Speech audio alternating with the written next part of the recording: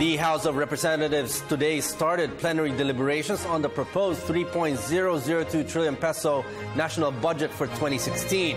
House Appropriations Panel Chair Isidro Ungab said the plenary debates will be conducted from Monday to Friday. The full story from Freddie Abando. Plenary debates for the proposed 2016 national budget of 3.002 trillion pesos is underway. House Appropriations Committee Chairman Congressman Isidro Ungab sponsored House Bill 6132, or the General Appropriations Bill, the last budget measure of the Aquino administration. It will sustain the President's vision of sustained inclusive growth for all Filipinos. Next year's budget continues the series of reforms implemented by the Aquino administration to ensure more transparency and accountability. The proposed national budget for 2016 has been shaped by financial management reforms that include two-tier budgeting approach, the GAA as released document policy, the performance-informed budgeting and unified accounts code structure, and the bottoms-up budgeting process. As the proposed budget has been shaped by these reforms, we become more confident that it is not just a budget where we spell out the sources of funds and the plan for the disbursement of funds, but an investment plan for a better Philippines. We agree with the appreciation of President Aquino that the national budget is the government's most potent in achieving the country's development goals. And from the point of view of a representative of the people, I say with conviction that the national budget should be the clearest, the loudest, and the best expression of our people's desire for development. The proposed budget ensures more resources are allocated for social protection programs and social services. Education tops the list with 436 billion pesos. Health gets 128 billion. Major slice of the budget will fund PhilHealth for 15 million families. DSWD will receive 104.2 billion pesos to sustain the gains of the conditional cash transfer program.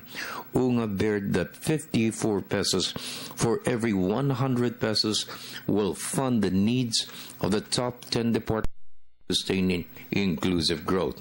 The social services sector continues to get the largest share of the budget at 36.8% or 1.106 trillion. This allocation will grow by 16.1% from 2015. Will support the rollout of the K-12 basic education program, socialized housing, universal healthcare, and the Pantawid Pamilyang Pilipino program and other social protection packages. The number of special purpose funds have been reduced in the proposed budget. Many have been disaggregated.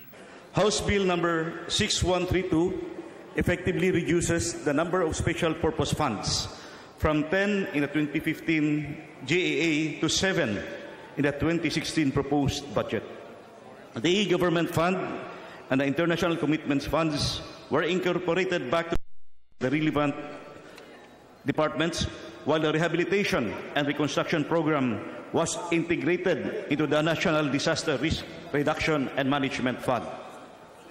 It is also noteworthy that the amounts allocated for the miscellaneous personal benefit fund and the pension and gratuity fund were notably decreased, as funds for the creation of new or filling up of unfilled positions, as well as compulsory retirement, were integrated back into the respective departments' budgets. Government will spend more for infrastructure development. The proposed budget is 394 billion pesos. It generates jobs and economic activity in the countryside.